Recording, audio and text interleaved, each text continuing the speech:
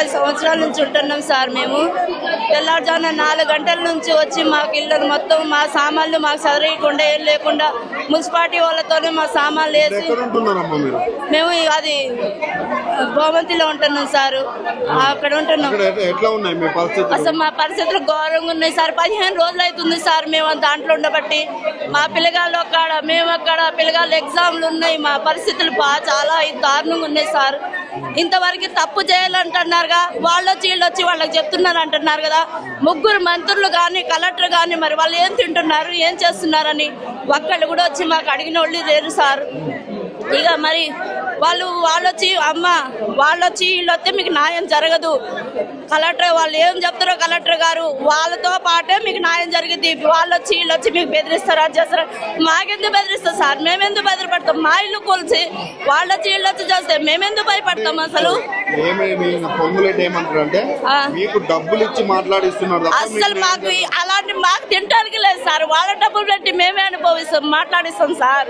మాకు తింటానికి లేక మాకు కిరాయిలు కట్టుకోలేక ఆడిపోయి మేము బతుకుతున్నాం సార్ 10 సంవత్సరాల నుంచి. బాధ్యతలు సార్, బాధ్యతలు లేకపోతే మాకు అన్ని మొత్తం భూదానుభవించిన ఆర్డర్లు ఉన్నాయి సార్. మాకు 500 కాదు సార్, మాకు కడుపు కోత సార్. మా పిల్లలు అక్కడ మేము అక్కడ అన్నం నీళ్ళు లేకుండా నా బిడ్డ పెళ్లి ఆగిపోయింది సార్. పెళ్లి 23వ తారీఖు పెళ్లి అయ్యేసరికి అది పట్టి మార్కుడు కొడుకు పెళ్లి అప్పుడు నా బిడ్డ పెళ్లి కాదు సార్. నా ఇల్లు కూలిపోయి నా బిడ్డ ఇల్లు మా పెళ్లి ఆగిపోయింది సార్. నా బిడ్డ పెళ్లి ఇంత ఏడిపించుకుంటే ఇంకా మమ్మల్ని దావసలు అయ్యి మాట్లాడిన అవసరమా సార్?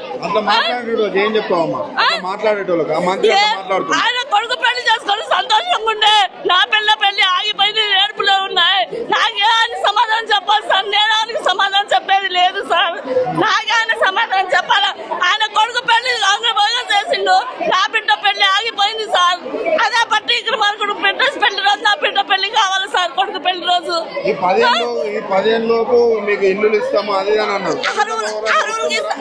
అరువులు కంటే మా అత్తగారికి 5 కొడుకులు సార్. 5 ఒకే ఇల్లు ఉంది.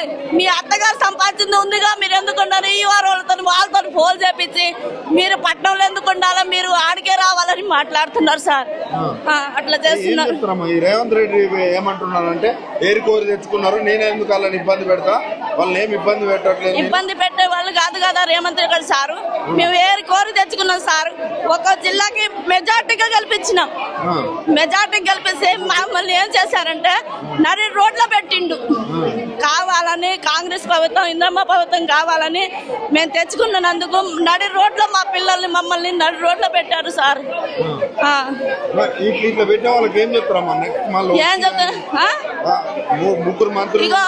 నేను చెప్పాలనుకున్నా ఒకటి ఇంద్రమ్మ గారికే చెప్తున్నా. నేను పేదల పక్షం ఉంటుంది అంటుంది.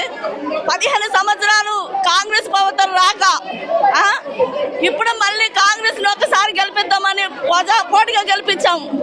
ఈసారి ఇక కాంగ్రెస్ భూమి లేకుండా పోతుంది సార్. అదే మా షాప్ నగర్ మా పిల్లలు ఏడుపులు మా అన్ని కొట్టుకొని కాంగ్రెస్ ప్రభుత్వం మళ్ళీ దేశంలో రాకుండా అయిపోతుంది సార్. మాకు అక్కడమంటది సార్.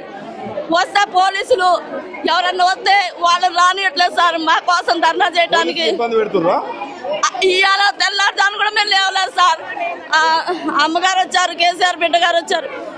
వచ్చి కవితమ్మ గారు వస్తే ఏ పోలీసుల్ని వాళ్ళని అందరూ తీసుకొచ్చి లేవతలకి వాళ్ళని తీసుకొని వెళ్ళిపోయారు సార్.